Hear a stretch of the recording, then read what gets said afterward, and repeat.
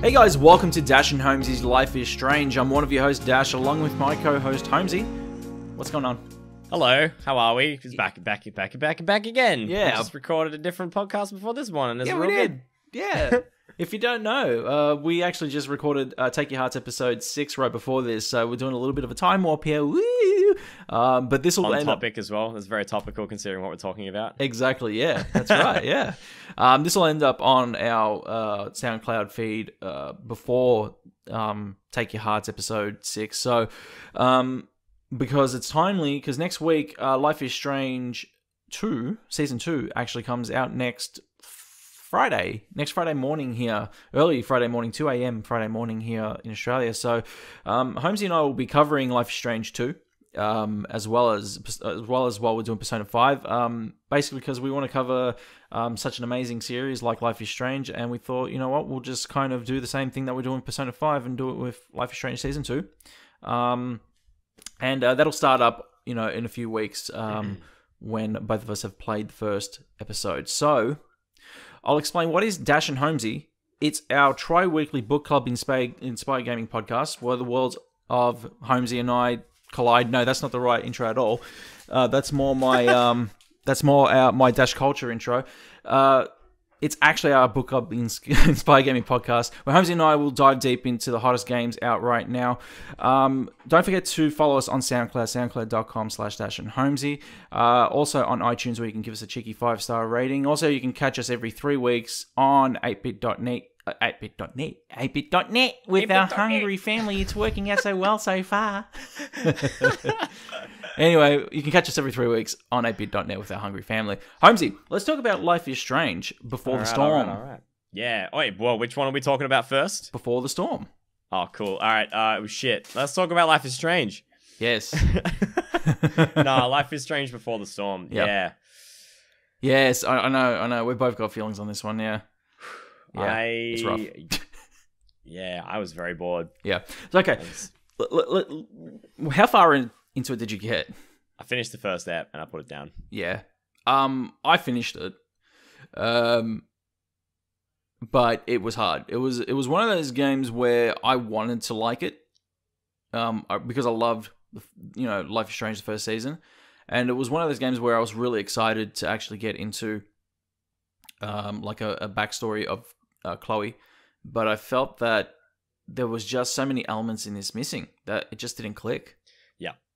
And I wanted to look at what Rachel Amber's character was essentially what we got was something that Don't Nod wanted us to understand out of Rachel Amber's character, but it just something about this story. I'm guessing it may have been like the lack of the rewind out of this that kind of took it out of the world of Life is Strange, just made it kind of like a novel, a book, Give me your feelings towards Before the Storm. I'm just going to preface this whole thing, by the way. You're more than welcome to spoil the ending of this content for me because I played the first episode. I started the second. Yeah. I still remember, and I'll give you my thoughts on it in a sec, but I remember I played the first episode on stream and then I stopped. And I played something else. And then I started to play the second episode on stream. And I got about 20, 30 minutes in. I just kind of said, this is too hard for me to play. This is so boring. Yeah. I would rather watch paint dry. And I just stopped playing the episode and then went and played something else because I just... it lacks something.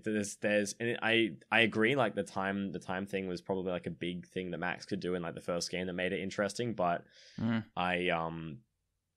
it just, it seemed like some sort of teen romance novel thing that we were just watching through between Chloe and Rachel, and that was it. And it was just it was a very lackluster start to the game, and from what I understand from what you've said, also a very lackluster piece of content overall from the start to finish. So I'm very glad I put it down. Yeah, the things I think that appealed to me the most, and you're seeing it right now in the highlights right here, was this part of the game was shown in the trailer.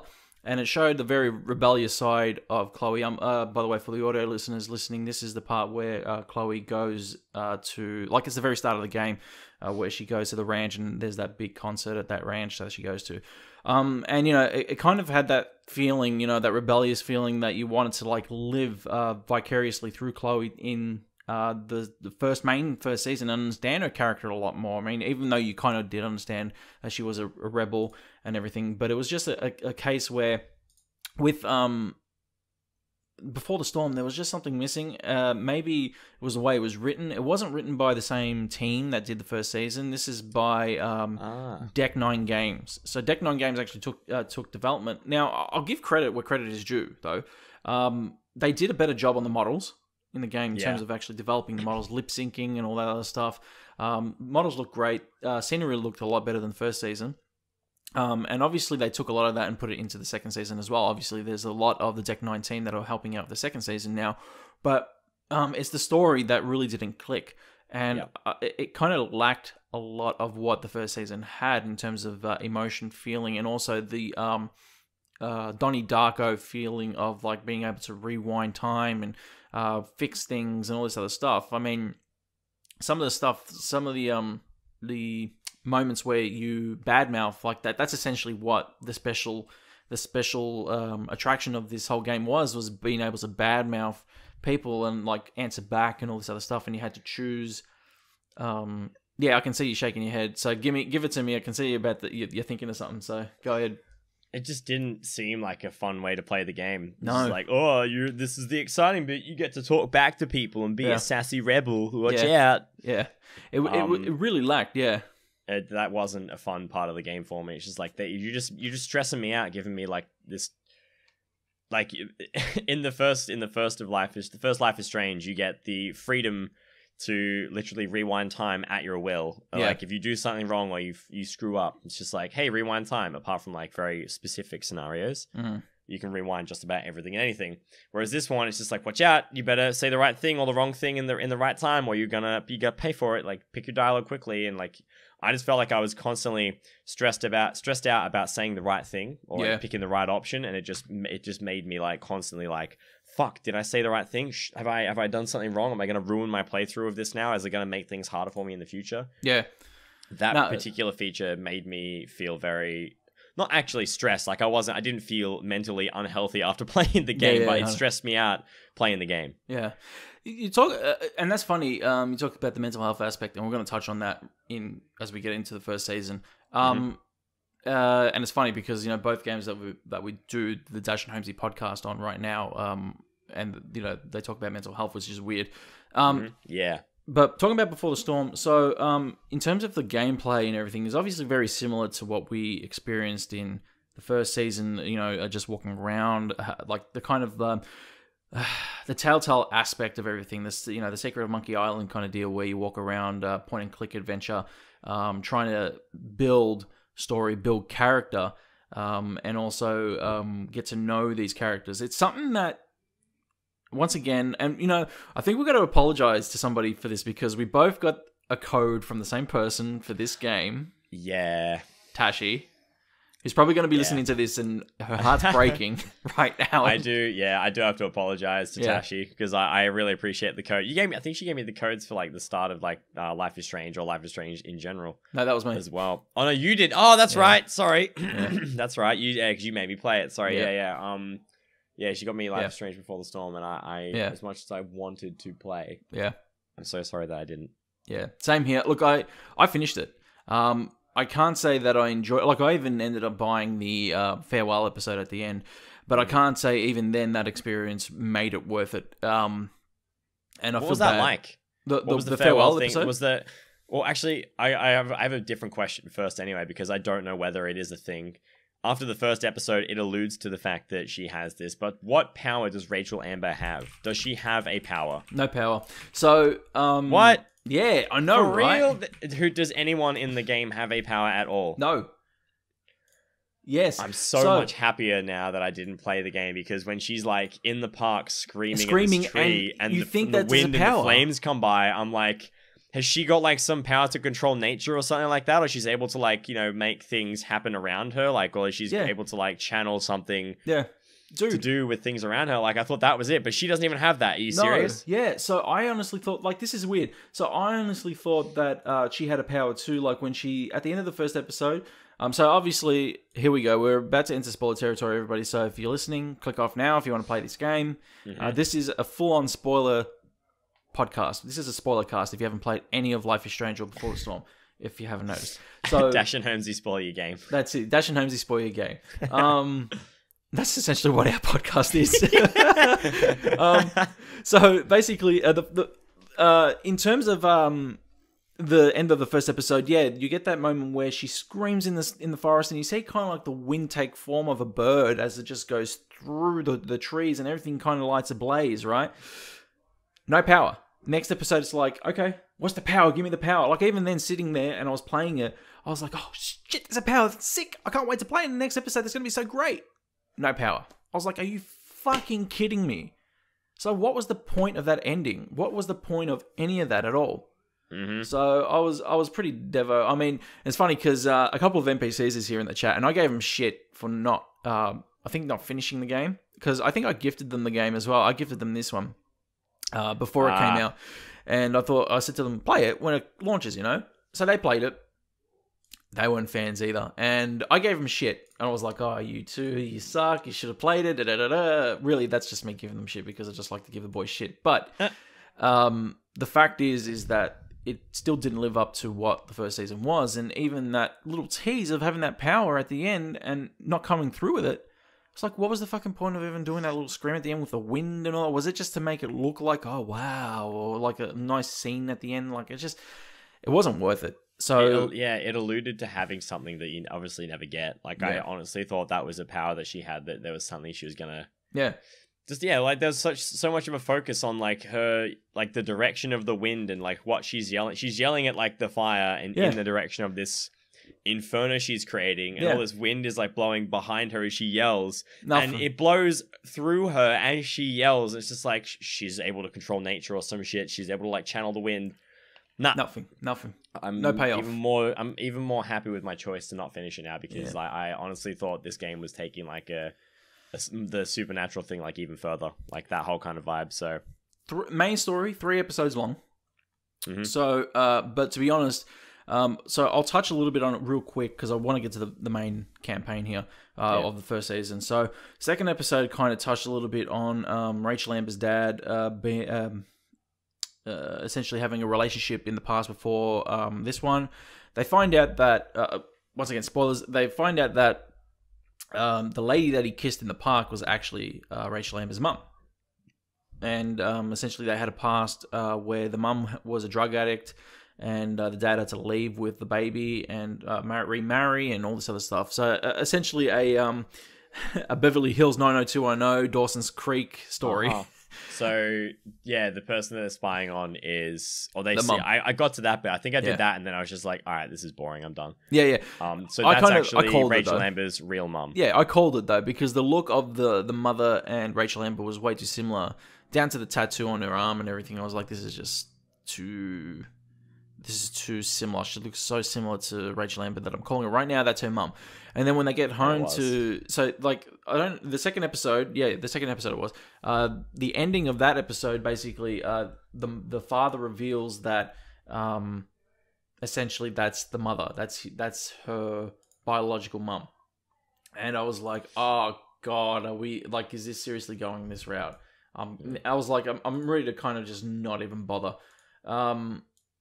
I think everybody kind of went a little nuts in the second episode when there was a moment with Rachel and Chloe. They were in the street after Chloe kind of stepped in. And what happened was, in the story, I can't remember her name now. Victoria Chase tried to drug Chloe, but it kind of got reversed. Yeah, she tried to drug Chloe, and then, so like drugs is a thing that comes into this again. Right, okay. Yeah, but she tries to drug Chloe, and then Chloe found out, like Rachel and Chloe found out, and they swapped the cups or something while they're in the back getting ready, and then Victoria Chase ended up getting drugged. Oh, so congratulations, you played yourself. Yeah, exactly. Yeah, sick, okay. And then through that, they ended up doing like a little stage show where Chloe had to replace Victoria. And then they do that little scene where they do the stage. I remember that. Yeah, I remember that now. Sorry. Right. Yeah. They do the stage show and everything. And then afterwards, in the scene, as you're seeing here in the stream, they end up on the street walking home, walking towards Rachel's place. And then everybody went nuts because they share a kiss. So that's nice and all. That's cute and all that stuff. Good on them. For me, it's just a case of now pandering a little bit to the crowd in terms of our story that we're trying to follow. Still no special powers. That I was still disappointed. No special powers. Nothing to the story that adds depth here. Just more like, is in where is it? Why are we following this story at the moment? Is it just to know a nice little? It's supposed to be like a nice little film or something that I'm watching here. I don't want that. I want that experience that I got in the first season. That's why I'm here. You know. Later on, it was kind of revealed that that's not what we came for. We came for a story, and I was kind of like, that's not why I'm here. I'm here for the action that I got in that first season. Yeah, the story. Yeah. The story was heavy, but I'm here for the action that I got in that first season. There was none of that in that second episode either. Yeah. How does it end? Like, what's the end of the game? Like, what actually happens at the... I mean, obviously, we know, like, from playing Life is... Oh, okay. If we're talking spoilers, this is, like, one of the biggest spoilers we're going to drop right now. So, if you haven't already been averted from the stream or the pod from what Dash said earlier about this being a spoiler stream, then let this be the biggest... or one of the bigger ones we're going to say now. But we find out later in Life is Strange that Rachel's dead. Okay. So how does that kind of like, how does that all connection to that and Mr. Jefferson, is there any of that like in this game that you see at all? Or is it just like... No Jefferson in the game. Nothing at all, yeah? No Jefferson in the game. So the ending of it, essentially what happens is, in the third episode, I'll go from the beginning here. So, like how Chloe's hair is blue in the first season of Life is Strange, she finds like pirate hair makeup. So she puts a strand of blue in her hair anyway. So that happens. Later in the episode, they find out about the mum. She wants to meet up with the mum, and Chloe wants to meet up with the mum, and get them all together and everything. And they talk about the story of her and her drugs and all this other stuff, and yada yada yada. They get to this scene, which is in the stream right now, which is a ranch somewhere out in the middle of nowhere, which wasn't clearly explained, to be completely honest, where the main antagonist of the game, I can't remember his name now, to be honest, and not really that was important, to be honest, but he's partners with Frank. Essentially, Damon? Damon, that's it. They meet up, and he's got the mum, with him in this little ranch. They have a fight. They have like a little tussle. It was later revealed that like when Chloe blacks out, she wakes up and sees the mum sitting at the table. Later revealed that Damon dies because Frank kills Damon. Oh damn. Yeah. So this is a little bit okay, I guess, for a story driven part, but at the end of it all, honestly, it was another case of nothing. Like, they end the story after he dies. Chloe talks with the mum. They have a conversation. They scream for like 5 minutes. Nothing happens there again. Okay. And yeah, she walks out and she's like, goodbye. And it's like, okay, bye. And I'm just sitting there like, okay, what the fuck happened now? Why? What was the point of any of this? They end the story with like little happy montage between Chloe and Rachel. Once again, no depth, no story, no nothing behind it. But there is a scene after all that finishes where it's like all happy music. Chloe dyes her hair blue and shit. And they get to, the most important scene of it all, where the camera kind of, like, she's on the phone, Chloe's on the phone. The camera kind of, it blacks out, and the camera kind of pans out with Rachel's phone in the dark room on Jefferson's desk, just buzzing on the table. And you just hear camera snaps, camera snap, camera snap. That's so grim. Yeah. So that's pretty much where it gets to. So it's pretty much before that happens, and then... Yeah. Okay. Yeah, pretty much. So that was the end of Before the Storm. So pretty much, like, honestly, it wasn't that good. Like, I can see the guys in the chat, basically a couple of NPCs, the boys from a couple of NPCs, Benny from 8-Bit, booing the game. And you know what? They're right too. I gifted them this game, and they pretty much were pretty upset with the game. And I gave them a hard time about it. But the honestly, guys, truth is that it was not that good, especially in comparison to the first season of Life is Strange. It was terrible. Yep. Yeah. So yes, indeed. You made the good call. You made the right call. So I'll talk a little bit also a little bit now about the farewell episode, which was an extra episode. It was a bonus episode that you got with the deluxe edition. Mm-hmm. So the deluxe edition gave you... Is it like a downloadable funeral? You know what? It's close. It's really close. So, by the way, if you're looking at the stream right now, you basically see the ending of the third episode. So the farewell episode, basically, it is the day of the father's death.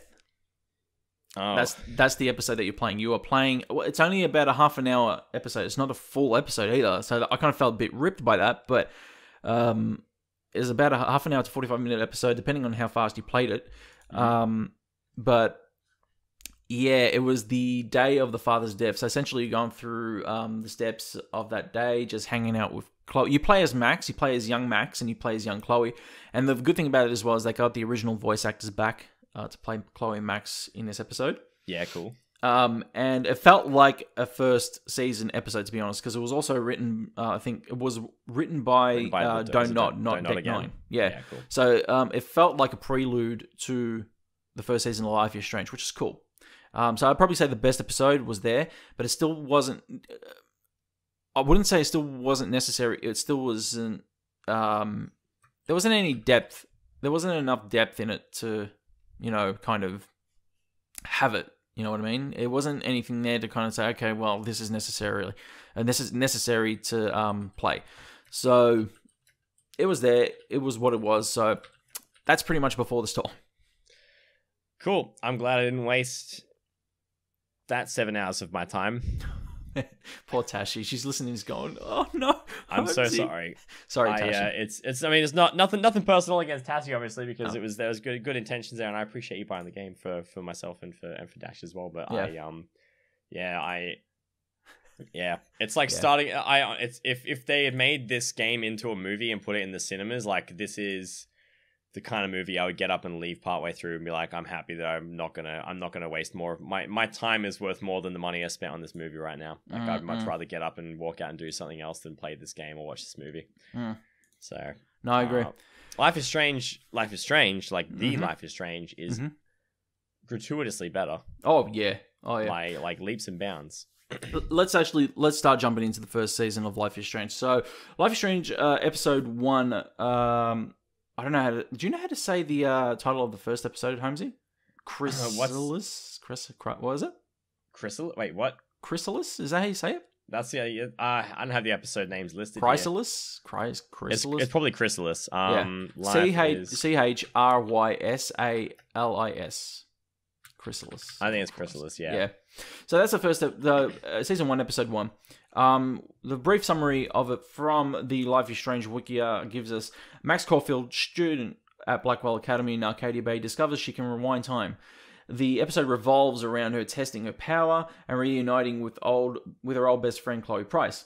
The pair set out to find out more about the disappearance of Rachel Amber, the harassment of Kate Marsh, and the drug schemes of Nathan Prescott. The friendship between Max and Chloe is put to the test as Max debates whether to reveal her rewind power. Can they save Arcadia Bay from the destruction at the hands of the oncoming tornado? So, the events of episode 1 is one that actually, like... I always talk about episode 1 to people and I say, man, had like such a feel-good experience, when you start it starts out like almost a Pixar movie, and yeah, it doesn't like it, the music and everything, it makes you think, oh great, and then like some of the moments in like where you end up passing out, where really you're actually going back in time, or going forward in time I should say, because there are moments you skip forward in time and seeing the tornado and everything on that Friday. Yep. However, the events of that are led backwards once we go back, and so the first major event is obviously when you stumble into the bathroom and Chloe and Nathan, Max is there, she hides while she snaps a photo of the butterfly, and then Chloe and Nathan come in, scout the joint to see if there's anybody there, and obviously Chloe gets shot in the bathroom as the first major time, like the first major fixed moment. Yeah. In the game. You leap back into the classroom with Max going, what the fuck just happened? Why am I back here again? Yep. What was going through your head at this moment? So it's been a very, very long time since I played these games, but I remember in the start at least being like a little bit confused about like what's kind of happening, because you don't really get any from memory at least, you don't really get an explanation as to why what is happening. Like it just sort of happens, and then eventually, like I think you go back in there again to the same thing, and like you take the photo of the butterfly again, and then you get to actually choose to rewind time. Like you actually get is that the point in the game where you actually get shown how to do it, and like you actually so she gets shot. Because it happens a couple of times over, doesn't it? Right. I think so. I'm pretty sure the second time what happens is you get shot. She gets shot. And you rewind time, basically. Like, she goes, no, and rewinds time, and she ends up back in the classroom. She wakes up, and she's like, what the fuck just happened? That's right, yeah. She panics in the classroom, and she ends up back into the bathroom where the same events happen again, but she I think smashes the fire alarm and lets off the fire alarm. That's right, yeah, and then they don't shoot, or then Chloe doesn't get shot. Yeah. So what was did you kind of get what was happening at that point? I mean, I had an idea, but like I didn't want to. I know I try my best in games not to jump to any kind of conclusions. Like, I'll just see something happening, but like I feel like it's probably what's happening, but I might be wrong. So let's just give it a moment. But obviously. We know you can rewind time. But it took a little bit of time, but I figured it out. Yeah, it's one of those features where it's kind of not rare, but I would say it's rare in a game to kind of mess with time, especially in a point and click adventure kind of game, because we had never seen it before in a point and click. Especially with Telltale games being so established at the time of like The Walking Dead, Tales from the Borderlands and all that stuff, and point and click and whatever it is, not being able to basically redo your actions. It even says, when it comes up, these actions may have consequences. Yep. In like all of them, including Telltale games, and Life is Strange universe as well, and you get that choice of either you pick that consequence, or in Life is Strange, when it comes up with that, it alerts you these actions will have consequences, and it's like, oh fuck, And I remember the first time that happened, I was like, oh fuck, maybe if I go back and change that. Like, I think the first time we experience it actually is when we come out of the bathroom. And we see the principal standing there where the fire alarm's going off. Yeah, and he asks about why you are where you are or something like that, and that influences you get a little butterfly in the top corner telling you like you've done something that's going to change future events. Whoop whoop whoop. Yeah. But you can't rewind behind that after you've made the decision. I'm pretty sure. Yeah, I think it's when you talk to the principal, he basically turns around and goes, "So tell me about it and why were you in there?" And it's either you piss him off and he gets angry at you. Yeah, you don't tell him what it was, or you pretend you lie, and then he's just like, or you tell him the truth, and then he's like, I'm gonna remember this and investigate it further. Yeah, exactly. Nathan Prescott. Blah, blah, blah, blah. Yeah. I don't. Yeah, I remember seeing some of those. I know there's obviously one incident where what's her name? Kate. When Kate's on the Marsh, roof. Obviously, that point, you've used your powers to the point that you are almost physically drained, or you can't actually rewind because you've used it too much leading up to this event. Yeah. It's basically you need to make that right decision, or someone is gonna. There's consequences that you physically, even with your abilities, can't reverse. And I remember that happening. I fucked up. No, I mean, here we go. # spoiler territory again. I'm gonna give you about 3 or 4 seconds of me telling you it's a spoiler before I spoil it, and here it comes. Spoil it. I killed Kate Marsh, or I didn't kill Kate Marsh, but I forgot all about that. I didn't save Kate Marsh, I guess. I didn't actually kill Kate Marsh, but I got to that bit and I didn't choose the right dialogue. And she ended up jumping or falling off the building. Yeah. That was one of the more serious parts of the game. Probably in fact one of the most serious parts. Yeah, I think it was probably one of the most intense parts of the game too. Based on the topic or the themes that it kind of addresses. But I remember that happening, and I was just like, man, this is a game, and I feel bad. I feel very bad that I was not able to coerce someone into not killing themselves. I am obviously very shit at that. Yeah. But here we go. Yeah, we got a scene in the stream right now where we're doing it, and she's tripping out. Things are moving slower. So she can kind of half do the time thing, but she can't do it entirely. Yeah. So the only way is forward in this particular moment. So that's pretty much scary. Yeah. It's it really gave you that sense. This was one of the vital moments because it actually took your power away for 5 minutes, and you actually felt not useless, but you felt helpless, you couldn't use your power anymore to rewind that moment. Yep. This is the one time, or one of the very, very few times where you just lose. Or you've got consequences. If you do it wrong, then you cannot go back. and yeah, really how were you feeling when that happened? Like when they actually snatched your power from you, how were you feeling? I mean, it's a pretty like heavy topic to address in a game, especially in like this is still the first. No, this is the second episode. This is the second episode, yeah. Second episode, like, but out of like, I think it's the second. Hold on, I'll tell you now. Yeah, second episode. Yeah, it's second episode, but like out of 5 episodes, like I guess within the first, like the second fifth of the game, like that early, it's a very serious topic to address. Yeah. But it was yeah, I mean when it happened, like I wasn't like emotional or anything like that, but it was just like, man, that's pretty heavy. Like I've lost a character already.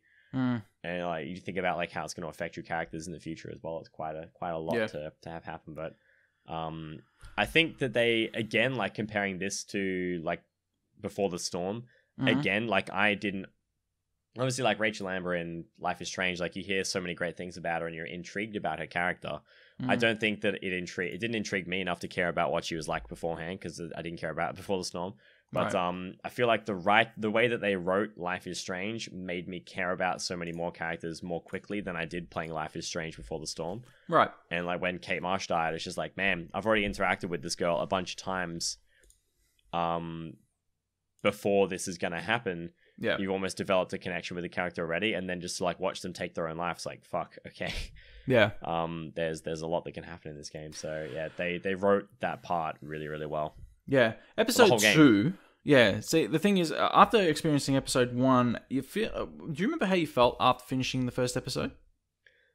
Keen to play more. Definitely. I can't remember how many streams I did this game in, like whether it was 1 stream per game, but I think it was 2. One stream per episode. But I think I might have done 3 or. There's 5 episodes. I think I might have done.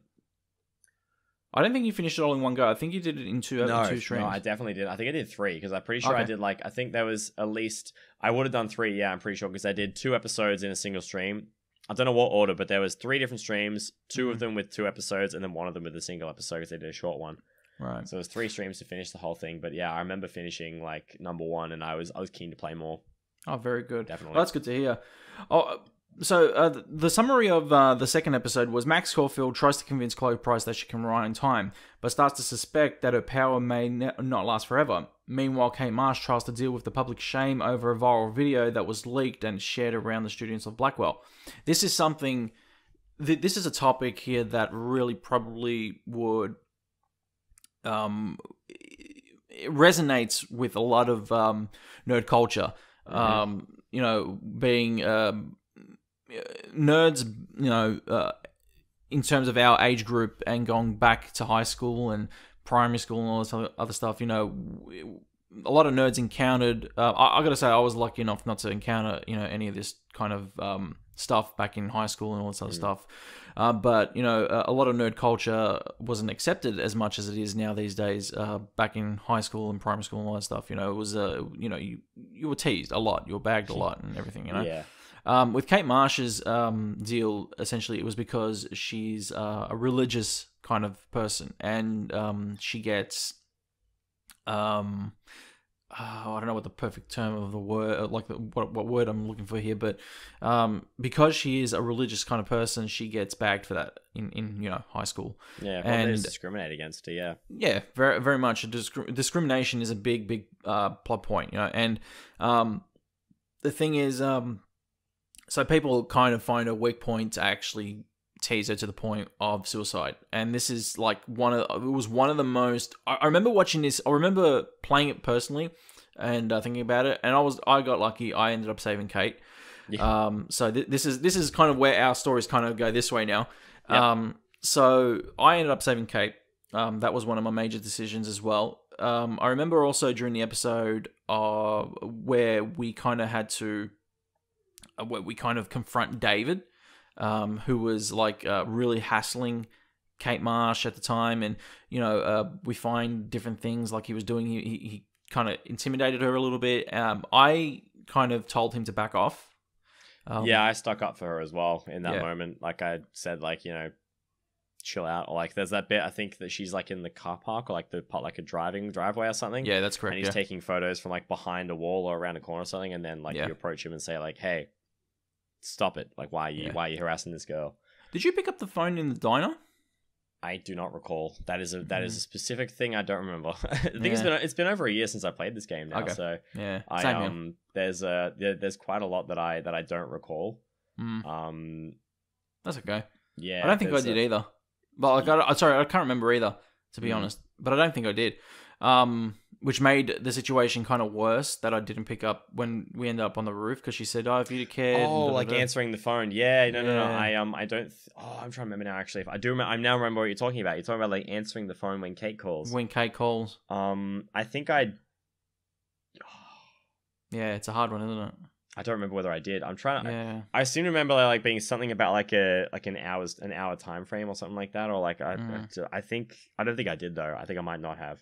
Yeah. Oh no, I did. You did? I did, but I still lost her. Oh, okay, yeah. But she would have said, I appreciate that when she was on the roof. See, with me, I don't think I did. And she turned around and said, but you didn't even pick up my phone call when I rang you and all this other stuff. I'm like, fuck.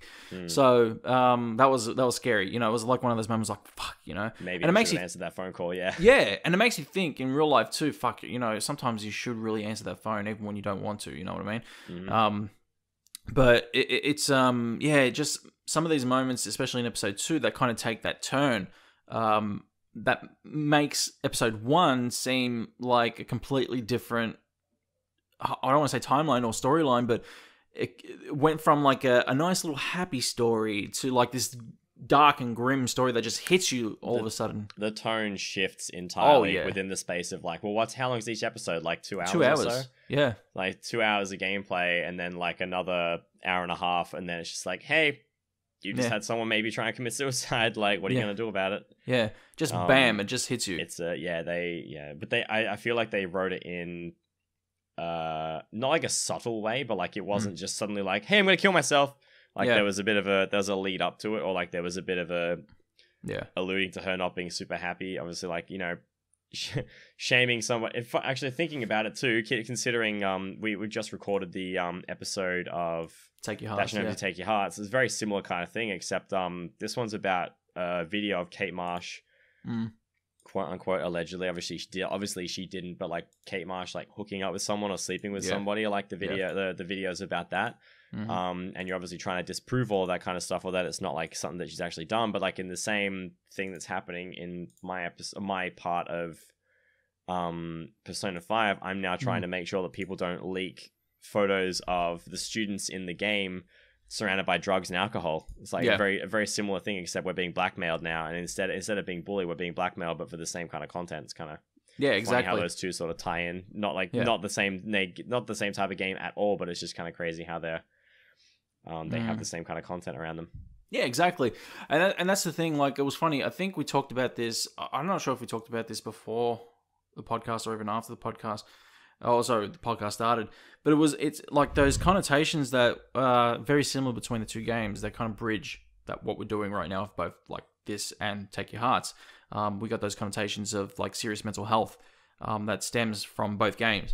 In terms of and it's funny because they both come from like the same age gap as well, like a high school. That really kind of shows how high school can really affect whether your mental well-being will be fine from that point forward in your life. You know what I mean? It's one of those things where I think if you know it wasn't taken so much for granted, and people really understood. There's a lesson to learn here, basically, you know, throughout this game or both games or whatever, you know, even just primarily playing Life is Strange as well, which is great in itself. It's just, you know, make sure that you don't take anything for granted. There's serious issues, and whether it's a story or not, and whether you're experiencing or liking it or understanding it or connecting with it, you got to understand that these stories can like have some serious consequences. Even just playing them. You know, and I remember we talked about this after you finished the first season. I said, you know, this is like one of those games that take deep risks being out in the wild. And it touches, though. Like, I remember giving you this game back in, I think it was 2015. I said, Holmesy, play this game. And yeah, it was like just about when it came out, like around about, like just after the last episode came out, I think, roughly. Yeah, and I gave it to you because I think I got it in a Humble Bundle and I already owned it, and I was like, here you go, Holmesy, take it, play it. And you were like, oh, I'll give it some time before I play. I'm like, okay, that's fine. I gave it quite a lot of time. You gave Unfortunately, it 2 years time, 2 years of fucking time before you actually picked it up. However, you did play it, which was great, and getting to see you play all the episodes as well. I got to say that episode 2 was one of those episodes before we hit where we'll talk about later. But episode 2 was one of those episodes where I was looking forward to seeing your reaction to, especially the part, the unfortunate part that happened at the end of it where Kate does fall off the roof. And seeing your reaction there, really kind of, it was one of those moments where I was kind of like sitting there like, okay, here it comes, and then bang, it hits, and your face, I remember just your jaw dropping almost out of frame on your stream. Yeah. Because it dropped so low, and I was thinking, okay, it just hit him. Because I remember you going through the first episode saying, yeah, man, I'm keen for the second episode. And because I know how you are, and I remember you playing Persona 5 saying, man, this first palace is so fucking hard, and I'm like, get through it. And it was the same kind of instance with Life is Strange, where I know you were okay with playing it, but I knew that if the second episode wasn't going to hit you, then you would have probably stopped, just like Before the Storm. Yeah. Am I right in saying that, though? Yeah. I mean, I did enjoy the first episode. Like, I liked how they set the whole thing up. I think, if the second episode didn't hit me, then, or I didn't have the same impact, I think I would have still kept playing, but I wouldn't have been as motivated. But, like, I think, I'm pretty sure, like, I got through that bit, and I was just like, oh... Yeah. Okay. Fuck. Yeah. Like there was a lot there. Like that hit me pretty hard. The end of the game entirely like hit me even harder, obviously, because like there's a lot that leads up to that point. But yeah, that was a pretty big big shock. Yeah. Well, especially as I said with the end of the second episode, where basically you follow the consequences of Kate, unfortunately, leaping off the school building there. So fortunately, as I said, I was lucky enough for that to kind of not happen to me. I was lucky enough to save her. So as I said, this is where our stories kind of go like this a little bit.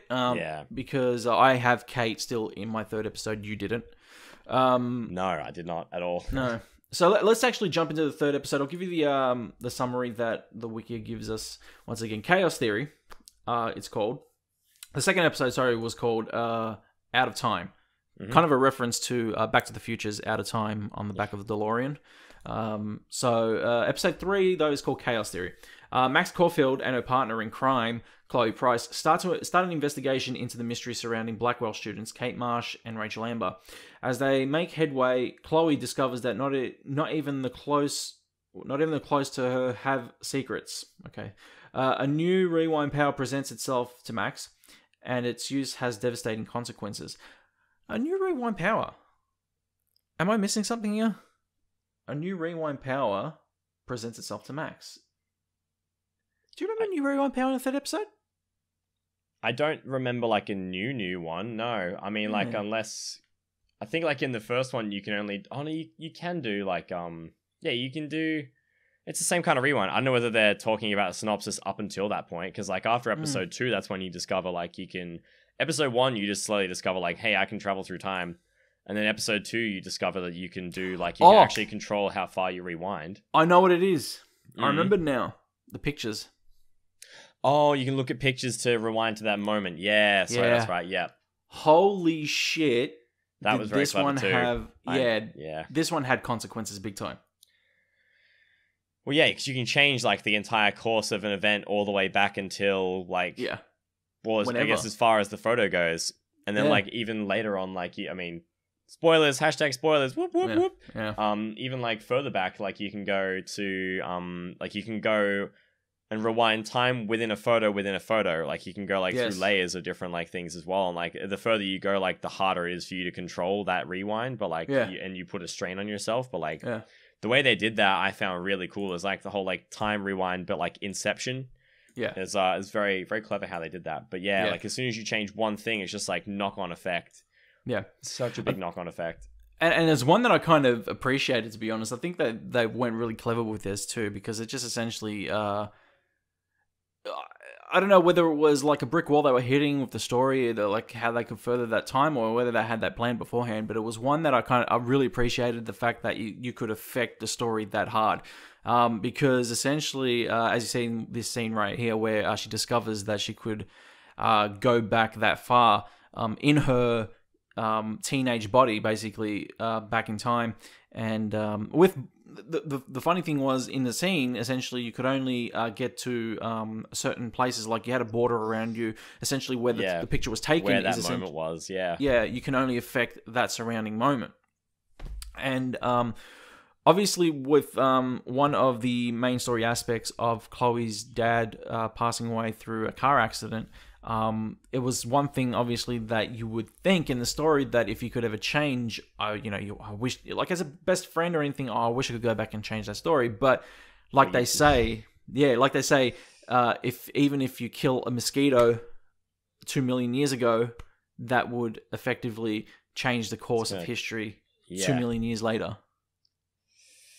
Which is insane, because you do that, and then your future ends up being an alternative Chloe. Like, her whole family is alive, but Chloe's like in a wheelchair, doesn't have her blue hair, doesn't have her tattoos.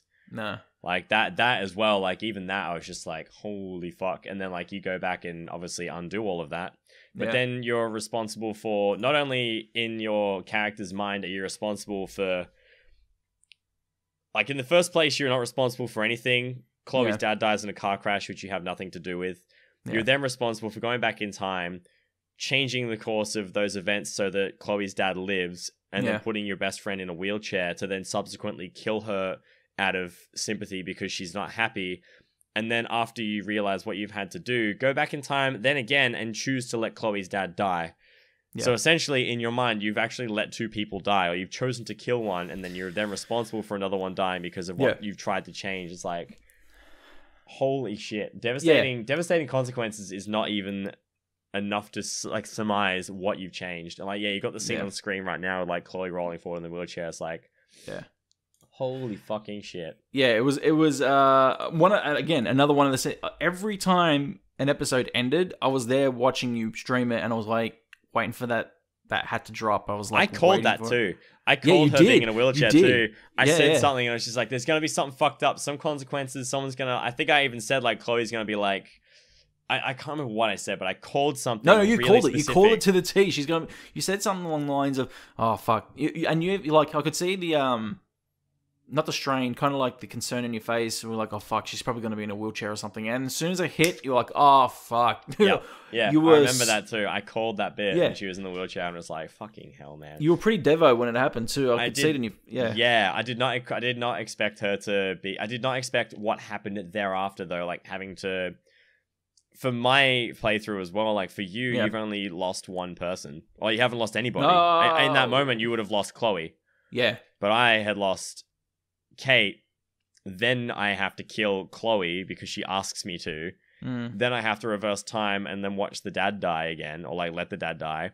Yeah. So in total, I guess, like, if you count Chloe dying in the wheelchair and then you count the dad that you let die after going back in time, you've lost two people, which you can't avoid anyway, and then I've lost three because I had Kate die. It's just like, fucking hell, man. There's so much death in the game, like, that surrounds your character, and things you can change but shouldn't change, or it's just insane. Well, that's the thing. Like, once again, swatting the mosquito effect. So, in terms of that, now, like I said, our story kind of took a T here. The thing is, in this episode, I still had Kate. You didn't. In this episode, what I found, my events with Kate were essentially talking to her. She was in hospital and everything, and making sure she was okay, and all this other stuff. So, but the story side that affected that actually comes into the later episode, which we'll talk about in a second. Let's talk a little bit about during the episode where you're essentially where you break into Blackwell. Yeah. And using your power. This is also a little cool thing about using your powers here that kind of people were kind of calling out contradictory, but I found it to be cool. And anyway, so breaking into the principal's office and trying to break into the principal's office and, like, placing one of those sticky bombs to the door and blowing it up and all this other stuff, and then, like, going into the office, rewinding time, and then opening the door, and ta-da, it's magic, you're in there. I like that. I thought that was really clever. Like, it's just like, you can blow up the door, then get to the other side, rewind time so that there's no consequences for what you did, and then you basically, in someone else's mind, you've just teleported to a new place. Yeah. And they have no idea how he did it. It's like such a cool moment. I love that. In the office, one of the turning points, once again, was there was a money found in the office. I didn't steal it. You didn't steal it? I didn't. Did I you? can't remember. I think I did. I think because I thought as Chloe at the time, I thought, what would she do? She'd probably take it. Oh, Chloe'd fucking steal it. Yeah, Chloe. Yeah. Doesn't Chloe try to convince you to steal it? Yeah, Chloe convinces. Chloe. I don't think she says like take it, but she like hints strongly to the fact that like that money will help a lot. That money would be great. That money would be very good. But no, I put it back because it was supposed to be for like, wasn't it for like there's like disability fundraising or something like that? It was for people who were like less fortunate. It was something for someone. I can't remember. It was fundraised for something. It was specifically for something that was like people in need. And it's like, oh, is the like the needs of two people that we have here right now more than the people that's been raised for? And it's just like, nah, that's stupid. That's immoral. I wouldn't steal money like that. So why should this character? I honestly can't remember if I did or not. To be honest, I think I did. But yeah, and I can't remember what the consequence was to that either. So there you go. Yeah, I think it was like it wasn't that significant to be honest, but it was. It did have one of those moments where if you took the money, this action will have consequences. I'm like, okay, well, I can't remember what they were, but fair enough. Let's get the butterflies in the top corner. Yeah, pretty much. Yeah. So one other moment in this, I think I remember pretty much was asking Frank. I think this was the episode where you have to confront Frank. I'm pretty sure, and he goes, "Oh, no, that was the next episode. Sorry, that's episode 4 where you can either like confront him successfully or fucking kill him and his dog." Oh yeah, holy shit! And I fucked up the first time too, so I did shoot his dog and shoot Frank, and then I was like, "I've done terrible things." Rewind, and I went back and didn't kill him, but like, good lord. Yeah. That was... No. Okay, so no. It was this episode. You do confront Frank in the diner as well. He's eating. So essentially, Frank in the story is essentially like just a pot dealer. He's Chloe's pot dealer. Oh, that's the consequence. The money was to pay Frank all the pot that she took from him without paying. Yeah. There you go. So that was the consequence. Okay, so essentially the deal was... I took the money to pay Frank, so I paid Frank. I can't remember I can't remember the consequences just yet. I'm pretty sure we'll remember as we go forward here. But yeah, I paid Frank. But we met in the diner, and he was sitting there eating his beans. Frank and beans, and I remember there was a series and a chains of events here that had to be in order. So this is the second time we experienced this a little bit. The second episode we experienced it where we're sitting in the diner with Chloe, and you have to convince her that you can rewind time, and you have to show her that your mum's about to go drop something over here, and a bug crawls on the jukebox and all this other stuff. I like that too, because I like that particular scene, because that is, if I had that power, that is exactly what I would do. I'd be like, watch this, and then I just go forward in time, watch it happen, and then just come back and be like, this is going to happen. I would do that to a T. That's the kind of shit I'd do. It fucks somebody, like it fucks with somebody's heads, that's for sure.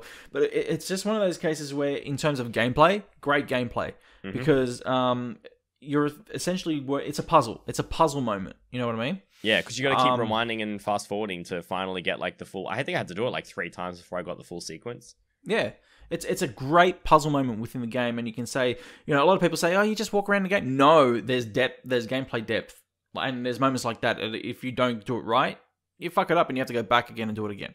It's great gameplay. Great mechanics, and it's showing off how well the rewind feature in the game really is.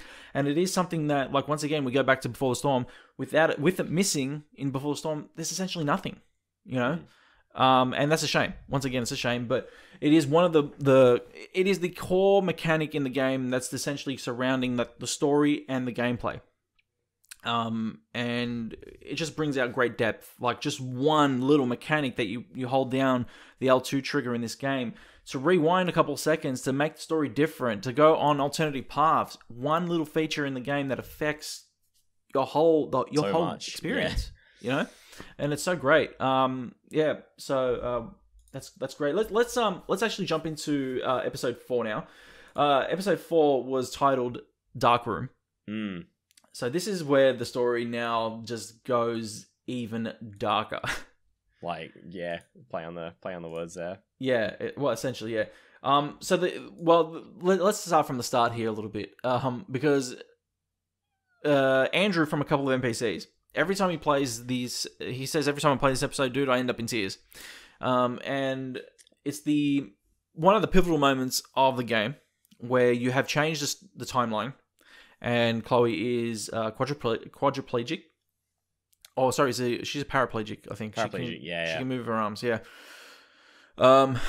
And essentially, you end up somewhere mid through the episode, and she's in bed. Like, you have a day with her and everything, but she ends up in bed, and you watch her favorite film. And you fall asleep together. Right. Wake up, and then the moment is basically that she asks you to end it for her. Mm-hmm.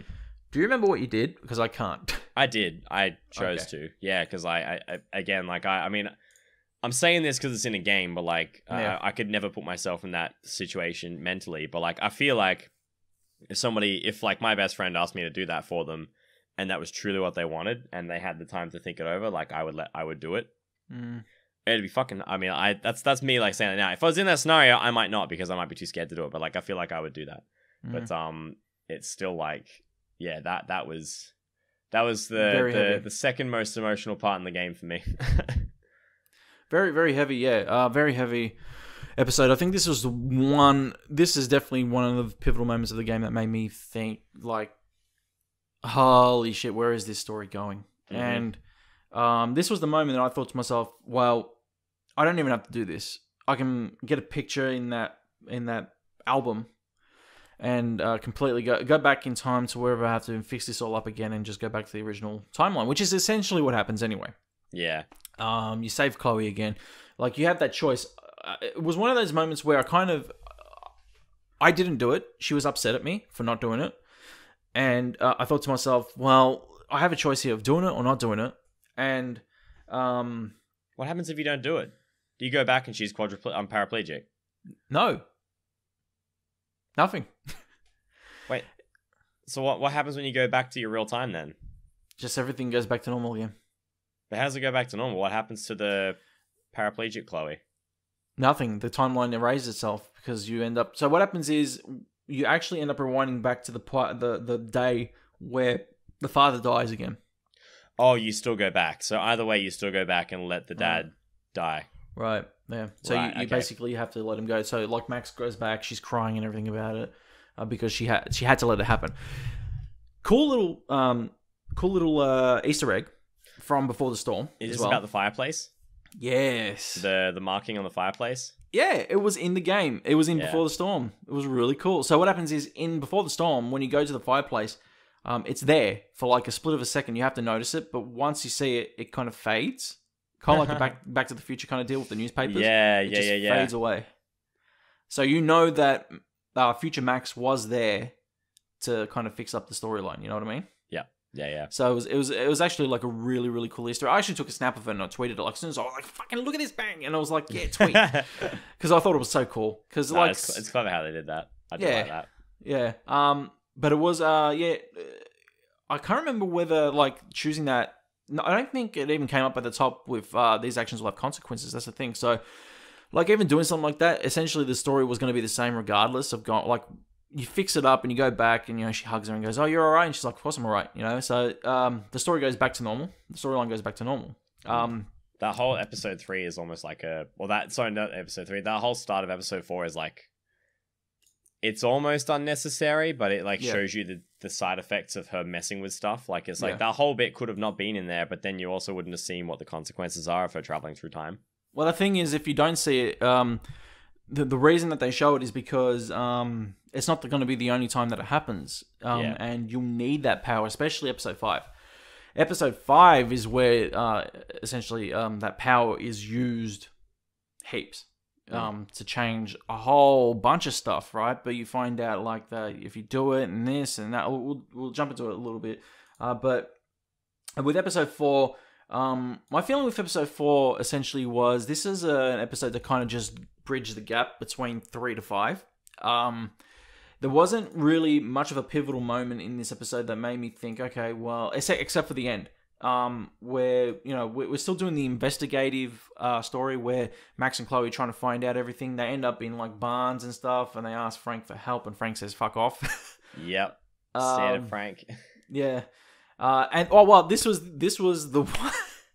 This was the one that you kept fuck rewind because you kept killing Frank and his dog. Oh, was that episode 5? Was it? No, this is episode 4. Oh, episode 4 still. Yeah, cool. No, that's right. Yes, yeah, because I kept I think I did it like 2 times over before I was like, oh boy, okay, I need to get this dialogue right because I just kept pissing him off. Yeah. So episode 4, you kept killing his dog and Frank. Did you end up getting it right, or did you end up leaving? I did, because I didn't want to kill Frank. I like Frank too much. He was almost like it's like a drug dealer version of Sojiro. Yeah. He's like he cared about Chloe, but never let it show, kind of thing. Like I just feel like there was always that underlying, like, you fucking owe me money and you keep taking my pot and shit and you cause me a lot of grief. Yeah, but I like you. That's right. Yeah, and that's essentially what he is. I didn't want to have him killed. I like this character and the dog, so I wanted to keep them alive. Yeah, and no, you're right, and that's essentially what Frank is to Chloe. He is a guidance, even though that like Chloe doesn't have any real clear guidance, and I think that Frank kind of knows that. He knows that like without her father around, like he does the wrong thing by obviously selling her pot and stuff. Yeah, but at the end of it, he's like, well, I'll still look out for your kid because you're alright. And that you can even see that in Before the Storm in the first episode where they're in the barn and he kind of blocks the thugs from actually attacking Chloe. And even in some of the instances where you didn't get to see, but in some of the episode 2 and 3 of Before the Storm, he actually kind of protects Chloe's like, get the fuck away from him and all this other stuff, run and all this other stuff. Like he tells her, I'm protecting you here, Mm-hmm. I think the problem though with Before the Storm 2, the main series, is that I think he shows a little bit too much of not affection, too much, like he cares too much in Before the Storm than what he does in Life is Strange, the main season. I think he cares less in the main season than what he does in Before the Storm, and I think that's one of the discrepancies in Before the Storm compared to the first season. Do you think maybe he cares less though because Rachel's gone? Maybe, and that's obviously kind of comes bitter into the about all story that as well. too. Like I feel like that's what like a big thing that affects his character because he's so bitter about all that. As well, and isn't there like a few times where I'm trying to remember now, I might be way off, but I guess it's been a long time, but are there a few times where he almost like blames Chloe for like having Rachel go away, or like first not like stealing her away, but like are there a few times where he like asks like why she's gone? Yeah, no, you're right, and it was it was subtle though, it wasn't direct, and it was also they blamed, it wasn't just him, it was both of them. They kind of blamed each other. Yeah. But in that they kind of accept it and they were like, yep, we're okay, let's just move on, kind of deal. I feel like that might be a part of it as to why they don't maybe seem as close in like the final, like the Life is Strange series. Yeah, that definitely could be one of the reasons why, not an evident, not an in-your-face kind of deal, like a very subtle way of saying, okay, this is why they kind of don't get along right now. But I felt, personally, it was more like a discrepancy than anything than actually it being in your face, if you know what I mean. But if anything, I mean, it was still good. So let's jump back now to the main season with episode 4 again, where we are doing a detective work to find out what's going on for Rachel Amber. And they're basically in Chloe's room, and she's got like this dartboard set, like a pinboard set up with things that you have to connect and all this other stuff. Kind of like you're playing detective now and trying to link up and stuff, and then finding out, finding the barn. Essentially, you find out the this place where the dark room lies. Yeah, one of the creepiest moments in video gaming I've ever played, to be honest. Mm-hmm. Yeah, it's You found me, rape dungeon. Yeah, that was I still didn't expect who it was to like, I still didn't expect or suspect the person that it was to be who it was. Like I didn't see it coming at all. Yeah. I didn't really know who it was going to be, but like finding that dark room and like seeing all the just the lead up to the whole thing and like seeing what you see, I wasn't expecting any of that at all. So it was an uncomfortable part of the game to play for sure. Very. Yeah. It was very creepy. Like, as people can see right now on the stream, I'm just playing a little bit of the dark room right now, and so I want to ask you your thoughts quickly. When you got to the dark room, who did you think it was? Oof, I gotta look at the... See, I never had my suspicions about David. Like, David at the start was just, like, he's kind of weird taking his photos and shit, but he seemed like he had, like, his best interests for, like, Kate. Chloe. Chloe, yeah. So, like, I kind of understood that. Oh, and Kate as well, I guess. Yeah. I never actually suspected Mark or Jefferson. I never expected him, just because of how he was as a teacher. Like, and I realized afterwards when you go back, there's, like, things that he says. I can't quote them. But, like, I know that there are things that he says in the game that he later says in the, like, when you finally find out who he is, there's things that he alludes to, or, like, the way he phrases particular things and, like specific wordings. It's just like, oh, goddamn, okay, that's, yeah, I should have, if I had realized what we were putting two and two together with here, like, I maybe would have suspected him. I feel like at some point maybe I might have suspected Nathan just because of the whole, like, drugs kind of thing. Like, I thought he might have been it because, like, especially in the start, like, he seems like a real antagonist, kind of, you know, like a bit of a piece of shit. Yeah. But like, I kind of thought him maybe, but I don't know. I think there was, like, a tiny period where I thought David, like, a small bit with the photos with Kate, but then I thought, nah, he's just trying to do, like, a good thing. Yeah. And then I thought Nathan was, like, the creepy guy.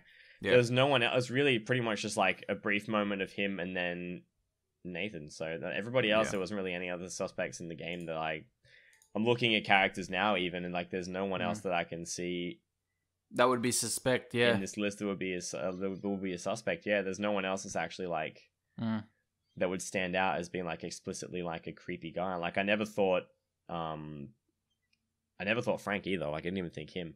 I think it was pretty much between Nathan and David, and it was mostly Nathan. I was just like, it's gotta be Nathan. It's gotta be Nathan. He's a fucking I weirdo. agree. He's like some, like, psyched up dude who's, like, protected by the school, protected by money, all this kind of stuff. Like, he's got whatever he wants to buy whatever he wants, and, like, no one can touch him. Surely it's gonna be him. And then, like, surprise, it's the fucking nice guy from the entire game that's really not had much of a say apart from, like, the different classes you have. So yeah. Well, it's funny because if we go back a little bit in the same episode, we do end up in Nathan's room, where he has I think a running projector going in his room while he's not there, and it just shows, like, if we go even back to episode 3 with the scribbles on the computer, and it all says Rachel in the dark room, Rachel in the dark room, Rachel in the dark room. I don't know whether that's, like, Nathan, or whether it was Prescott having, like, a cry for help there, or, like, he was trying to send a message to somebody, or anything like that. And the funny thing about it was that it was all on this principal's computer, and even like, when it was there, I think Chloe said along the lines of, what is all this scribble? Like, can't make sense. And then, like, Max goes, no, that's not scribble, that's not nonsense, look at it, it says Rachel in the dark room, Rachel in the dark room, Rachel in the dark room. And it's just the psyche that's happening. Obviously Nathan, you know, it was obvious that the kid was on drugs, and was not all there. And whether it was a cry for help or something, you know, we'll never know that. Because spoilers, like, later in episode 5, we find out that he was murdered as well. Yeah, it's just like, shit's fucked up, yo. It's like, yeah, a little bit of liquid courage there. Yeah. But it was one of those things, yeah. So, like, Nathan's room, you walk into Nathan's room and it's dark as fuck. And essentially all we see is projector going with the same deal. Scribble on the projector, and, like, pictures, weird pictures and stuff. It was essentially what we were trying to find out what he was hiding as well, if he was a part of the deal, if he was part of the disappearance of Rachel Amber as well. And as you can see, it's showing up now. He's just, like, got, like, a really dark room, and you kind of think the same psyche when you enter the dark room later on, that holy shit, it's Prescott. You know what I mean? Because you get the same vibe as his room, as the same vibe as this place, and you got to think that this kid's rich, he's got money. You know, it'd be perfect place for somebody who has money to kind of put, you know, a dungeon to take these innocent girls and, like, do what they do with them. And it's just really scary to find out later on that it's an exploitation from one of their own teachers to actually exploit the money out of the Prescott family through this kid. Yeah. To do that, you know what I mean? It's there's a lot of layers to who it actually is in the end. It's it's a pretty thinking about how everything goes and like what people do in this game. It's a pretty grim and like messed up story in a way. Like obviously you find out who it is and they get justice in the end, but like a lot of people have to suffer for it, and it's pretty like it's pretty shit. Yeah, very shit. Yeah. I think the thing that made me, now I think about it, the thing that made me not think it was Mr. Jefferson as well is the moment that Victoria was trying to seduce him, like to try and get better grades or whatever. And like he, without knowing, this is the thing that made me think, nah, it's not him. Because like the moment, I never thought it was really him anyway, but the thing that really deterred me from thinking it was Jefferson was, Victoria's trying to like grab his dick because she's trying to get better grades and like get like the, there's like a competition that they're doing to be like a photographer to go overseas, or like an interstate trip to do like a photography and like an art kind of like they show their work at an exhibition, like get that kind of stuff like selected. And Victoria's like subtly, quote unquote, throwing herself at Mark to get better grades and be like, I'll let you have me if I can have the grades kind of thing. And he's like, even without knowing Max is there like watching and listening, he still says no. And I was like, okay. He's respectful enough that he would say no to sleeping with a student to like give them grades and get like, get something out of him.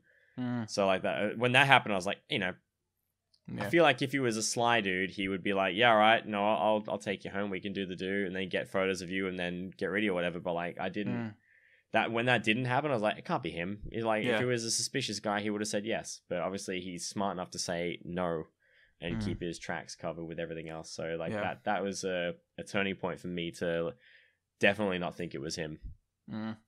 So there was a moment after they found the dark room, that they head to the school dance, and Max approaches Victoria and warns Victoria, because it was obvious that Victoria and Nathan Prescott were in a relationship, and that she warns her and says, because they believe at the time it's Prescott, it has to be Prescott. And so she goes up to him and goes, be careful of Nathan. I think he's dangerous. And depending on how you talk to her and how the whole situation with the paint, also the paint thing, how you spoke to her with the paint and the Kate Marsh situation and all this other stuff, chain of events from each episode to this moment it determines how she responds to you warning her. Exactly. Yeah. How did you go? What did you get? I got her. She was safe afterwards. Yeah, same. Yeah. I remember this because there's a clip from my stream and it was me celebrating and I kept screaming, we made friends with the bitch. Yeah. And like that happened and I was just like, man, she's actually like being appreciative of the warning. She's like heeding my warning and staying away from who I've told her to. Yeah. And like I realized just like, goddamn, like if I had really been like a dick and like rubbed it in her face about like the paint and everything else, all that kind of stuff, then it would have been game over. Game over for Victoria if she hadn't listened to me. So it's like oof. Yeah. So once again, series of events that came along that hit that mark, and it was perfect. And there were rewind moments that I had through that, through those chains as well. I do remember being mean to her the first episode, but then I rewound and I was like, okay, I shouldn't be like that. I'll make up for it and everything. Luckily, I did, because in the end, it helped her out. So I was able to save her there, which was really good. And then right after that, it was funny because Mark Jefferson walks up to us while we're at the dance, and he goes, blah, blah, blah. He says something, I hope you stick around for us to announce the winner and all this other jazz and all that stuff. And he's up on stage as we were leaving.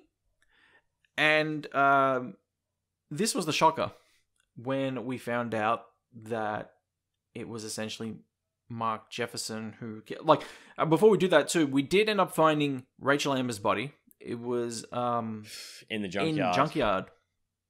Dug up in the junk. It was dug in the junk, like buried in the junkyard. Like that's fucked that you could find. Like I could never imagine somebody in like real life finding your friend like dismembered and packed up in a plastic bag and buried underground. Like that's so fucked. Yeah. So it was pretty much episode 4 was the pivotal moment of the whole series, where we end up finding out that it was Jefferson who was essentially killing high school students after taking perverse photos of them and burying them, in different places essentially. And we found where he buried Rachel Amber and everything was just the junkyard once again. Do you ever find out where he takes Nathan? No. Hmm. Yeah. And of course that's a moment happens in episode 5 as well, which happens essentially right after this. This is and again, another dropping of the jaw moment that I saw you streaming. Every episode I just saw your fucking face just drop, because it was just those moments that happened where you kind of, and this was one of those moments too where, man, when it happened, where he comes up and Chloe turns around and goes, "What the fuck?" And then bang, she gets shot right square in the fucking head right there. And I just was on my remote, just rewind, and it's like, no rewind for you, Again, you felt helpless in this moment, like, fuck, Yeah, I forgot about this, where he, like, drugs you both. Yeah, he drugs Max, and then just plain as day, just shoots Chloe straight in the head. And yeah, it was, again, one of those moments, helpless, rewind, nothing's happening, and episode ends with this motherfucker just standing over you, and it's like, are you fucking for real right now? Yeah, because that was a pretty big it's a pretty big shock seeing, like, not only getting drugged, but like you get knocked out by you get like syringed and then thrown to the ground or whatever, like you fall down, but then like not only that, but like seeing Chloe get shot, I was just like, holy fucking shit, like they killed the main character when I thought like, oh, maybe we can rewind. But they kill the main character, and you get like knocked out, and then you see like him being the guy. It's just like, what the actual fuck, man? How did this all? Yeah, it caught me very much off guard. I was not expecting it to be him at all. Yeah, but yeah, and I was the same. Like I remember playing this, as I said, back 2-3 years ago now in the summer, and just sitting there. I was lying on my bed, and I played right through, dude. I remember picking it up, and I picked up like first episode early on, but then I left it forever, and then I played one all the way through, because I was lucky because the 5th episode was coming out, like as I picked up the whole season, the episode was coming out the next day. So I played the first 3 episodes, and I played the last 2. Yep. And dude, like, I remember this moment in it, and I was just like, holy fuck, I cannot believe what's just happened right now. Yeah. I'm pretty sure that happening is what pushed me on to finish the game on that stream as well. Like I don't. Yeah. It's not a super long episode from memory anyway, but like I finished that and I was just like, okay, yeah, let's go. I think the longest episode was actually 3, with the second longest being the final. So, it's great, and that's the thing about episodic games as well. The great thing about episodic games is that you do them in short spurts, and sometimes they can either get you, or you can just let them drop off, kind of like what you did with Before the Storm. Before the Storm, yeah. Yeah. Let's jump into the final episode of Life is Strange, Season 1. Polarized. This is the... this is going to be the weirdest episode of them all, first of all. But it's definitely one of the most hard-hitting ones. And I think you know why I say that. Yeah. Let's talk a little bit, before we do jump to the end, let's talk a bit about... like right at the start, let's just go from the start to the end in this one. So from the start, essentially, you are still drugged. You are trapped in the dark room. And actually, before we do, I should read out the summary of the synopsis of this one, actually. So, polarized. Max Caulfield learns that time is impossible to control, and that her power carries many consequences as she moves towards the most agonizing decision of her life. Arcadia Bay, meanwhile, is preparing to weather a huge storm as Life is Strange comes to a gripping and gut-wrenching conclusion. So that's the synopsis from the Wikia. So yeah, we open up the episode and Max is in the dark room. She's strapped to a chair after being drugged by Jefferson, and obviously with Chloe being killed by Jefferson as well. And right beside her, actually, even after you do warn her about the dark room and everything. So essentially, either you can warn Victoria. Her, yeah, it's still Victoria, because you've only warned her about Nathan Prescott, not about Jefferson. Jefferson wasn't like even close to the radar, even like for us. Yep. And essentially, she's there. It's like, fuck. Even after all that, it was useless. Yeah. I was surprised to see her too. Although I say I'm surprised to see her. I was surprised to see her, but I was just like, I was just as surprised to see her lying on the floor as I was that it was Jefferson. Yeah. Yeah, the last 2 episodes, fucking, like, goddamn. Oof. Yeah. I was not ready. Yeah, exactly. And it's at this point where the power that you gain in episode 3 comes into play big time throughout this, because obviously, as you've been passed out and we're all basically half conscious, being drugged up and everything, he's been snapping photos of you and been leaving them all over the place in front of you and everything. So that all comes into play to see what has been happening, because Max essentially leaps through time again using those photos that he's been leaving around to see what's going on. I gotta say, some of the conversation in this, very fucking confronting. Like, yeah, Jefferson's a fucked up dude. Oh, dude, he calls like, and I'm quoting here for everybody out there. So he calls Max a cunt. He calls her a stupid bitch. And look, this is a teacher with the student, where he's trying. You can see the real, like, he's psychotic. He's mentally deranged. His bloke, true colors kind of come out. Like, you never see any of it. Like, literally none of the game you see this kind of person until this moment. Yeah. And, throughout the conversation that he's having with Max, he's trying to say, I'm trying to teach you a lesson here. And he's being all calm and shit and everything. And it's like, are you going to listen to me, you little cunt? Because I'm trying to tell you, da-da-da-da. It's like, holy shit, what the fuck is going on here? Mm-hmm. I don't know why there's something more. There's something that holds so much more impact hearing an American drop the C-bomb. I don't know. Like, hearing an Aussie say, like, oh, fuck yeah, cunt. Like, okay, yeah, exactly. That's right. But when you hear, like, listen here, you cunt. Like, I don't know, it's like the American accent behind, like, it's so sharp. Yeah. And I feel like it means more when an American says it. It's just like when he called her that in the game, it was just like, oh, damn. Okay, fuck. Yeah. Yeah, well, especially because he's first of all, he's a teacher. He's supposed to be a mentor. Mm-hmm. And moments like this right now, he just slapped her, on the floor, and he's like, stop moving, you bitch. And it's like, holy fuck, mate. It's like, what is going on here? Yeah. Yeah, just moments in this. And like, he says stuff like, and she goes, where's Chloe? And he's like, oh, she's with Rachel and they're fucking right now in heaven and all this other stuff. It's like, oh, man, the fuck is going on? Yeah. This bastard is saying all this shit, and like, he's really playing with your psyche, like, he was playing with me too. Like, I'm sitting there listening to this motherfucker and I'm like, I want to slap him too. Yeah. Yeah. They really made top-notch writing, I'll put it that way. Top-notch writing. Yeah, I mean, I don't think I've ever had a character so quickly turn from like someone that I thought was cool to being like, I want to fucking murder you. Like, not actually, but no, like, well, he deserves to be in jail, like of the worst kind. Like that's goddamn. Yeah, great. Like, as much as it's a sick, twisted scene, the writing in it is done so well that, like, even thinking about it now, mentally, like revisiting it in my head, and even seeing a little bit of the replay before of it, is just, it really hits you home, because playing it right through and understanding, trying to get a grasp of what the situation is and understanding what his psyche is,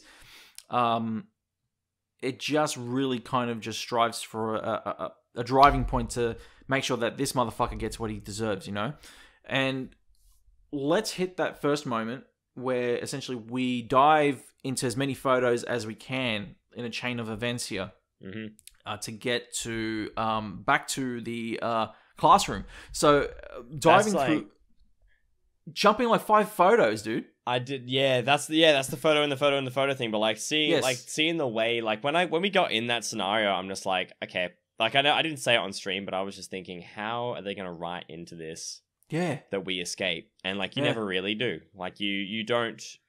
No, your original body that is in that timeline doesn't escape, because you go all the way back to where this all started. Yeah, and you you get this person caught or found out, and like it's crazy that like the thing that I wasn't upset about it, but like pretty much like that whole, like, you needed to go through everything to find out who it was and dob them in. But then in the end, like in Max's mind, all of that stuff has happened. But when you go right back to the beginning and warn, who do you tell? You tell David, don't you? David. Yeah, you tell David. You text David. You text David saying who it is, and then like obviously Mr. Jefferson gets caught. But like as soon as that happens, like none of what you've done has ever happened. Yeah, ever. Yeah. Nothing happened. Like the whole game you just played. None of it happened. As far as like Max's universe now is concerned, none of that fucking happened. And like that just like blows my mind. It's like basically now everything you've done, like obviously you've saved a few people from like, you know, this person being like a fuckhead. Yeah. But like the entire game, like the story you've just played, like for Max is still there, but everything else is null and void. It's crazy. It's so cool. It's so well written. Because it goes from one photo to another photo to another photo, and essentially when you do text David in the classroom, because you've got those boundaries around you can't escape that, but you are changing time still. And you're changing that moment by texting David, and essentially you leap from that moment to you're in a plane, and you're on your way, because you just won that art thingy, or sorry, that photo competition or whatever it is, and you're in a plane and you're on your way to the exhibition, and you have the newspaper in front of you, and you read the newspaper, and it says that Jefferson was arrested. Yep. Because they found what happened with him and everything.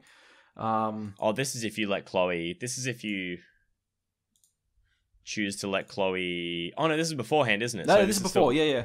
So essentially, you're in the plane, and even in the plane, I'm putting it up on stream. You have like the borders around you because you're still technically you're still in a changed photo now. Yeah, because the event has now changed in this because of the event that you changed before that too, which was the classroom where you text. Yeah. So essentially, what's happened now is that you've gone through that. You've kind of time. This is all like now time talk. You've leaped through a couple photos to get to that. Now that event has changed, so you leap back to a different event, and then leap back again to or leap forward again into another event where your body should be in a different timeline, where essentially in the same timeline where it was strapped to the chair, but now you're at an art exhibition where you've won that trip. Yeah. And this is where it fucks you over. It fucks you over so hard. Where you were at that art exhibition, you're walking around, you're talking to people, and you cop that motherfucking phone call. And Chloe's on the other side going, "Where the fuck are you? This storm is about to hit." Yep. And it's at that moment you're like, motherfucker, I'm about to erase everything that I've done here to fix this. What did you pick in the end? I can't remember because so for the pod, we'll tell the pod. Yeah. This bit got me. I did cry. Wait. No, you're going too far ahead. So what happens? Have I skipped a lot? Have we? You skipped a lot. So what happens is here you have to actually, you know where the photo is in the art exhibition. You have to change time again. You remember this? I don't remember this. I'm blanking super hard now. I'll show you on the stream. So essentially, while I'm talking about it, I'll jump to it.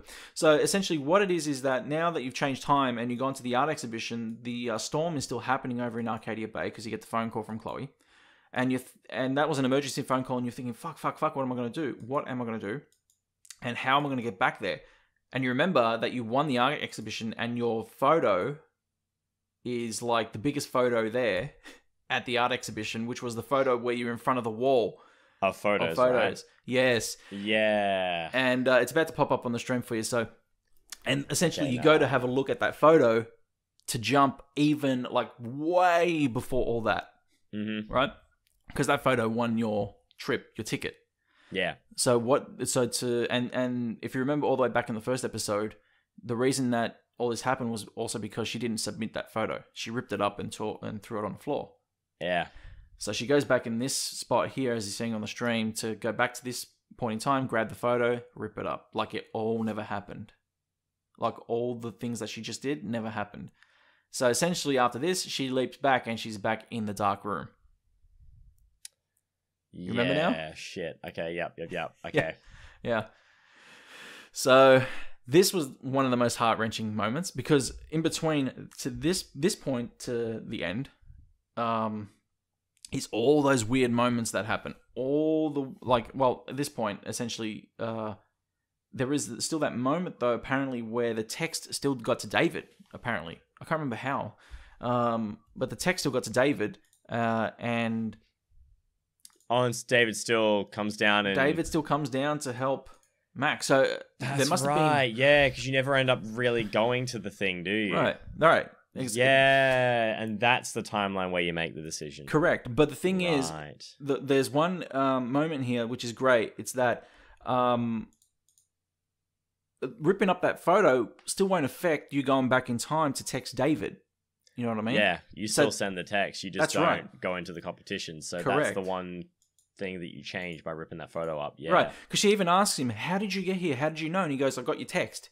And it's like, motherfucker, he's right. Because if you think about it, really, you think, oh, she's just erased everything. I'm fucked now, right? Yeah.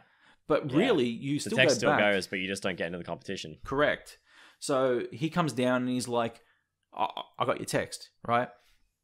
And this was another moment that was really fucked up too, where, I mean, even though he's a fucking fuck, and I hate it, and even the moment where he swings to fucking hit her while she's stuck in the chair as well. Holy shit, I forgot all about that. Yeah. Oh, man.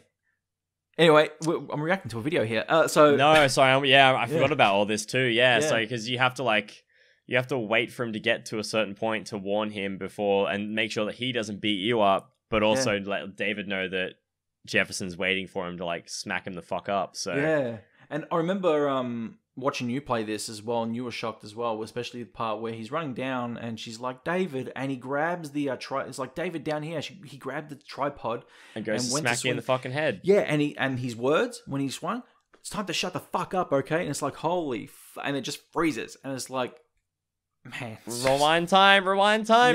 Yeah. So like, just like everything about the moments in this room has just been completely fucked. But we see the fight break out between David and Jefferson, and did Jefferson get killed in yours, or did Jefferson get arrested? See, I'm pretty sure that he got killed in mine because I told him about what happened with Chloe. I said, look, this is what happened. And he's like, motherfucker, bang. And I'm like, oh, man. I don't know if that was the right move. I'm pretty sure he didn't die in mine. I'm pretty sure because I looked at the two different alternatives and I recall seeing like one being like, if I was someone's stepdad or like a dad and I saw like, if I heard about this happening, I'd fucking shoot them. I mean, I'm just like impulse thing. I was like, what was someone doing this impulse thing? Like, I'd fucking shoot them. So it's like, okay, I picked the other one, and I made sure like he did the rational thing and didn't shoot him. I think it was like an option to either say like what happened or I'll tell you later, but he needs to be arrested kind of thing. So I told the truth. I rewound it though. I rewound it. So you went back and kept him alive? Yeah. Okay. Yeah. So, and there were a couple moments where I kind of did that, and I was like, am I really making the right choice? Should I have told him? Should I have not? I ended up leaving him alive, and I left the dark room. And this is essentially now where we're leading to the end of this. The storm is there. The tornado hasn't hit just yet. It's about to. It's damn close. So we walk out, and there's a storm. We've taken Jefferson's car. Thanks, Jefferson. Cheers, mate. And we're heading back to Arcadia Bay. But this is really where the Donnie-Darko of the story hits. And all the weird events start happening where, you're trapped in a maze. You're in a snowball on top of Chloe's dad's furnace.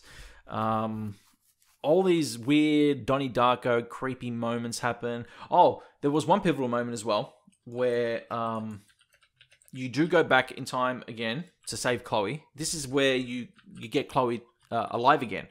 So you go back to the diner. You meet with Warren. You texted Warren while you were driving.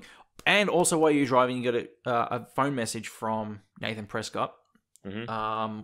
Where before that, we also find out that Nathan Prescott got murdered by Jefferson. He tells you while you're in the dark room. And you hear the voicemail saying he was warning you about Jefferson. He was basically telling you, I'm sorry about everything. And Jefferson's coming after everybody. And oh, yeah, that's right. Yeah, because that's like the last thing you ever hear from him. Right, and that fucked as well. Yeah, because that was a call made at the party, and essentially he kills him in between that phone call to the moment and you're you getting taken there yourself. Yeah. Right. So essentially, what happens is if we put the dots together here, is that he kills Nathan Prescott, and we don't know what happens with the body, but he also captures Victoria Chase. Mm-hmm. He kills Chloe and gets you, and then you're back in the dark room and you're captured. Yeah. So that's basically joining the dots there. So from leaving the dark room to there, you're in the car. You text Warren before you jump in the car and you tell him, I need that photo. You meet him at the diner where shit's just like hell's breaking loose on that road. Basically, and you're trying to save people, making sure people don't get electrocuted, all this other stuff. And you essentially make it to the diner before, like, oh yeah, and holy shit, I remember this part too. You had to, like, there was a line of sand leading to the diner that you had to kind of make sure didn't get there. You had to get some sand. Sorry, not line of sand. Oh, there's a line of gasoline. The gasoline, yeah. Dude, I didn't even, I understood it, but like it blew up twice and I was just like, what am I supposed to do? Yeah. There's something here and you got to get like sand and pour it on it to stop blowing the gas. Yeah. Yeah, 3 times happened to me. 3 times. I'm like, motherfucker, what am I supposed to do here? Because then you do that and then you got to go through and like save people as the storm like escalates further and further. And you go all the way through like saving different people or choosing to save people you can find. Yeah. And then eventually getting up to the lighthouse, right? Yep. There's like a brief moment in the diner where you speak to who's the man, who's the boy that you like really like? Warren. What's his name again? Yeah. 'Cause you see Warren there, don't you? Yes. You see Warren and your mum, and you see Chloe's mum. Chloe's mum. So you see Warren, you see Chloe's mum, and you see Frank there, don't you too?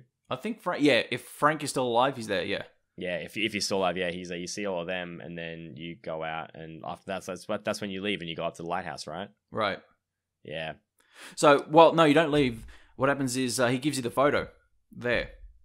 Warren does, right? Yeah, Warren gives you a photo there, actually. And you know what, to be honest, I can't remember. Oh, I remember which photo it was. It was the selfie you took at the party when he was drunk. Oh, God. So, you took a selfie with him while he was drunk at the party, and you end up rewinding time. That was the moment where essentially you're there with Chloe, and Chloe's like, okay, let's go. And she goes, I can't go anywhere. Listen, this is what I need to tell you. And Max basically admits to Chloe that this is what's happened. I'm from the future. And Jefferson's behind everything. We need to stop now and, make sure that your dad or your stepdad knows everything and all this other stuff, right? So even more into it, like Jefferson gets caught before any of this goes down, and they find out everything about Jefferson and all that stuff, and they essentially, after this goes down again, the timeline has changed, like everything has changed again. But through this, I believe she also rewinds. Oh no.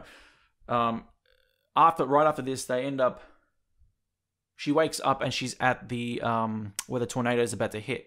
Right where the tower is, the lighthouse is, and that's where she passes out, and then like all these weird events start happening there. She revisits the dorms, and you go through doors, and all this puzzle stuff starts happening. You know, you're captured in that snowball.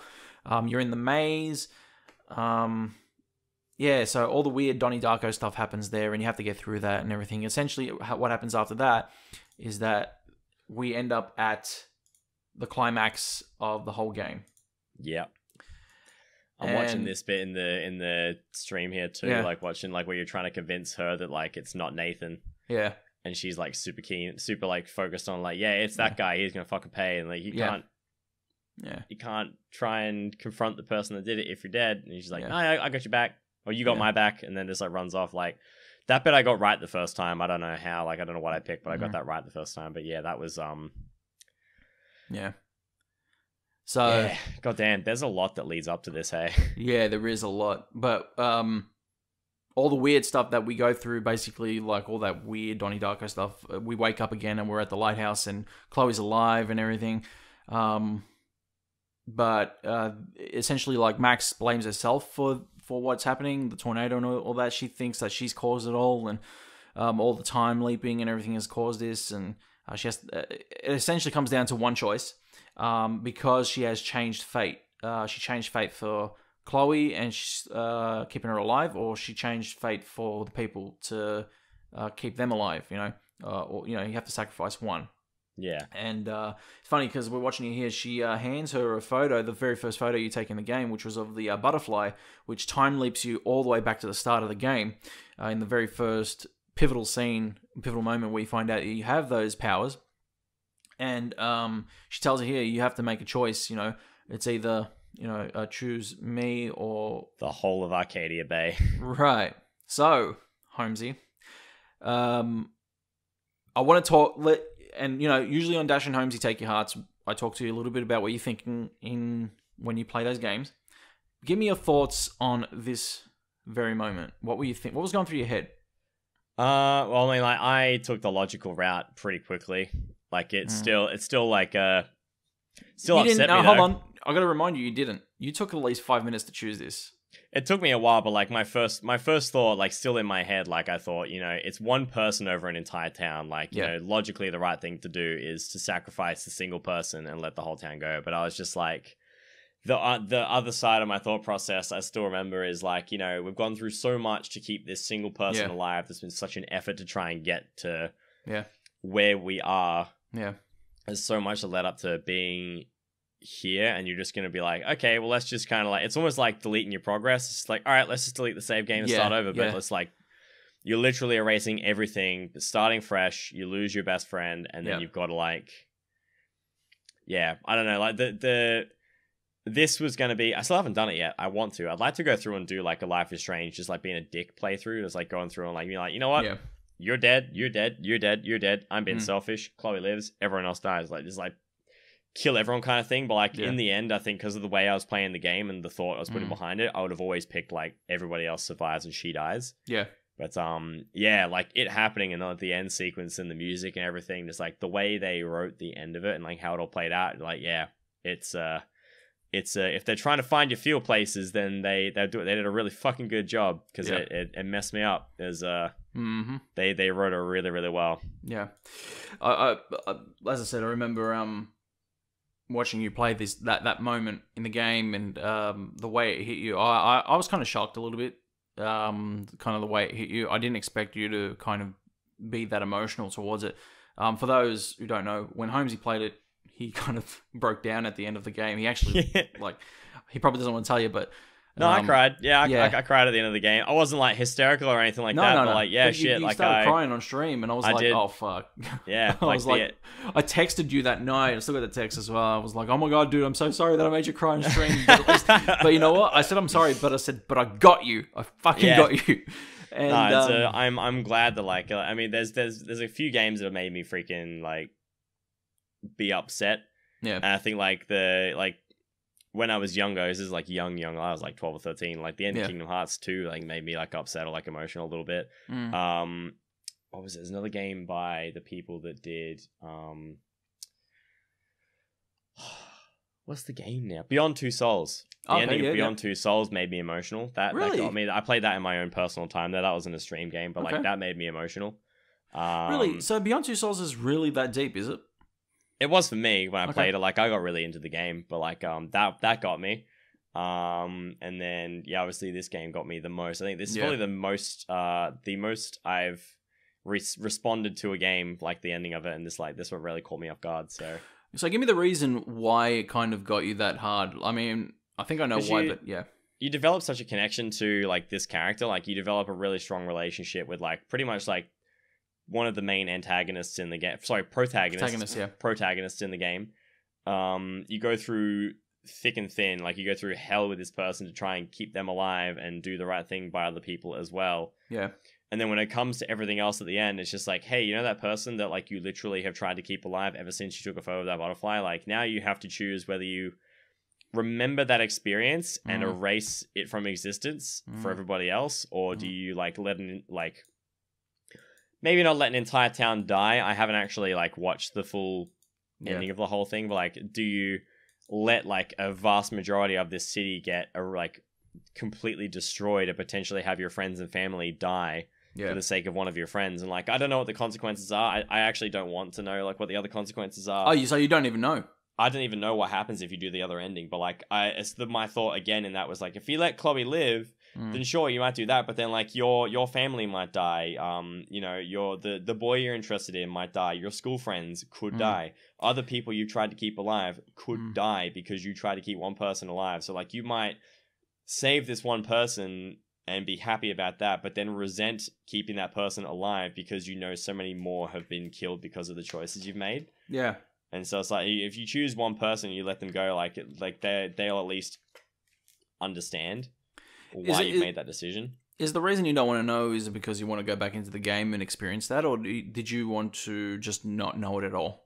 I want to go back and experience it. Like I want to play through the entire game and do like I'll do a dick playthrough. Okay. Like a kill everyone kind of playthrough, but like I will go back and do that and experience the other ending. Yeah. I think one of the things about this game that makes that hard, that what you want to do, is that it's not really a dick playthrough to go through. There's more an opposite way to go through. Like everything that you experience, like you go on one path, there is an opposite path, and if you choose to go that opposite path, you'll get a little bit of a different experience in the game, of course. But necessarily going through like an evil playthrough, that's more like a Telltale thing. Yeah, true. I don't like Telltale games at all. Yeah, you'll get more of a different experience going through the opposite way. I'll put it that way. They're not really dick characters in this story, so there's dick moments, of course. A selfish playthrough, then I guess. Maybe that instead. Yeah, that's probably the way to go about it. There's dick moments in the game, especially like Frank and his beans and all this other bullshit. You spilled my beans and all this other stuff. Yeah, look, I won't tell you what happens. I went the other way in my first playthrough. I actually was a little bit selfish, and I ended up saving Chloe. Won't tell you what happens. But yeah, it was, but I did end up going back into the game. I think after you finish the game, it says you can go back to just the point where you make that decision, and you can make the opposite decision just to see what both endings are. Personally, the ending that you chose did hit me, because I did go back into the game right as the ending hit, and then I did do it, and I was like, oh wow, okay, I did not expect this. Yeah. I honestly thought we were going to get something happy. Even after like doing all this, I thought we were going to get a happy outcome. But unfortunately we didn't. And I remember you saying on stream, you kind of stepped off stream for like a good 2 minutes, then you came back and you said the reason it got me was because you have somebody here. It's like having your best friend here for like 1 second, and then the next second they're gone. Yeah. And it happens almost in an instant. Yeah, literally, like, I mean, and the timeline she goes back to, like, she doesn't even know that, or like the Chloe in this timeline that you go back to and like continue on with, like, doesn't even know really, or doesn't have that relationship with you anymore. You've left like a completely different Chloe in another timeline, so yeah, and you control that fate too. Yeah. So there you go. I'll tell you what, like revisiting this tonight has been a bit raw, to say the least. But it has been good to actually revisit this, the first season of it, and just talk with you about it, because I know that it was once again that you kind of held off on, and then when you jumped in, it was one that I won't say I'm happy, but I'm happy that you kind of felt the way you did, because you glad felt I experienced the game the way I did. Absolutely. Yeah.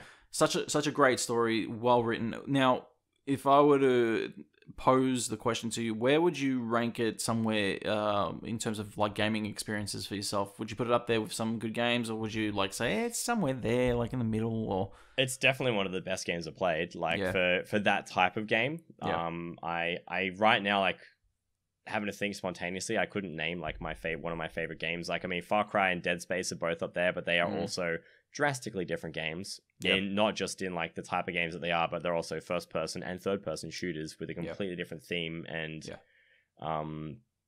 for the style of game that it is, and the emotional journey that it takes you through, it's definitely one of the best games. I think it's going to be it is the best point click game I've ever played. Yes, definitely. So I'll say the exact same thing. Look, back in 2015 when it ended and everything, the Dash Awards, when it was just the Dash Game Awards back then, I chucked it up. I was pretty much just putting up any games that were popular back then up in the awards. It won Game of the Year over games like Fallout and other big titles that year too.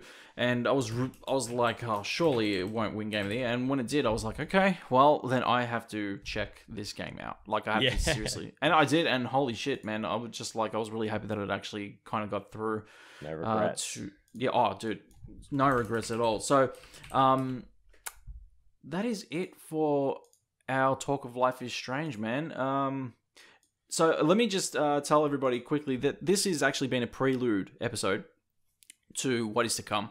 Life is Strange 2 releases next Friday night, or Friday morning, sorry, I should say. Next Friday morning at 2 a.m. here in Australia, Australian Eastern Standard Time, where basically the reason that we're doing this is because myself and Holmesy are going to be covering Life is Strange 2 in our Dash and Holmesy book club format, each episode as they come. There'll be like an episode released once every couple of months, so hopefully you guys will come along with us and play along with us as well as we go through it. So that's going to be awesome as well. I can't wait to actually dive into. Have you seen any of the gameplay or even? No, I haven't actually checked out any of it. The only thing I played was the awesome adventure, the amazing or awesome amazing adventures of Captain Spirit. Yeah. I played those, but I haven't checked out the trailers for Life is Strange 2. No, we'll just quickly, briefly talk about that. What did you think of Captain Spirit? It was meh. Yeah, it was. I say it was meh. It was cool. I liked it, but the thing that really got me, I guess, is and the thing that I'm more excited about is okay, spoilers again. We've literally just gone through an entire game, so if you're here and not expecting spoilers while you're still listening, then you should be gone a long time ago. Yeah. But the end of Captain Spirit, how he hovers as he hits the ground, he has powers too. This is that whole thing that I played, I was kind of this is okay, that was ooh. Yeah. So that is the kind of prelude that I'm keen on. I'm keen to see more people with more powers, because we've had Max with the time stuff. Yeah. We had nothing for Before the Storm, and that was pretty whatever. So this is the Captain Spirit was more of what I was expecting Before the Storm to be, but now it is that, and there's going to be that in Life is Strange too. So I am definitely keen. In fact, it comes out in 7 or 8 days. Yep. So that's not far away. No. So if you guys want to hear more on my thoughts on the amazing or awesome adventures of Captain Spirit, it's Awesome Adventures of Captain Spirit. The Awesome Adventures of Captain Spirit. I did an episode of Dash Culture with my co-host Buddy Watson. So make sure that if you jump over to our Dash Culture feed, which is soundcloud.com/Dash Culture, I think it was episode 13. We covered that, and we went into depth on that one. So if you guys want to hear my thoughts on that, you can go and check that out. There were a couple Easter eggs in that game, like the Dark Room was in there, which was really cool. I didn't know that. Yeah. Well, they called the boiler room the Dark Room, and I was like, oh, cool, that's so mad. Oof. Didn't realize that. I didn't pick up on that, because it's been a long time since I played that game, so I didn't pick up on that at all. There was a Jefferson magazine as well. Oh man. Yeah. There were a couple Easter eggs in there. There were also a couple things in the game that made it really cool. But yeah, if you guys head over to Dash Culture and listen to that episode, you can check out my full thoughts and Buddy's thoughts on that one as well. Holmesy, that is it for our Life is Strange podcast, man. God damn. It's been a good one. It's been good to revisit the game. Oh yeah, it's been great. So guys, if you didn't know, this has been Dash and Holmesy. It's our book club inspired gaming podcast where Holmesy and I do usually look into the hottest games out right now. And we will be with Life is Strange 2 in the coming weeks, months, whenever it may be. Don't forget to follow us on SoundCloud, soundcloud.com/Dash and Holmesy, where we usually cover Persona 5. With Dash and Holmesy Take Your Hearts, but you can also follow us on iTunes, where you can give us a cheeky 5-star rating, but also make sure that you catch us exclusively every 3 weeks with Take Your Hearts on 8bit.net with our hungry family. Holmesy, what an emotional ride has been tonight doing this, yeah? Yeah, it's been good to kind of flash back on the whole thing. It's especially watching the clips in the reel that you had on stream too. It's damn, I remember that. Yeah. We went back in time. Yeah. Oh god, that was so cheesy and bad. That was the worst. I shouldn't have done that. Anyway, guys, thank you so much for listening. Thank you so much for joining us and chatting in the group tonight. We love you so much. Much love. Stay hungry.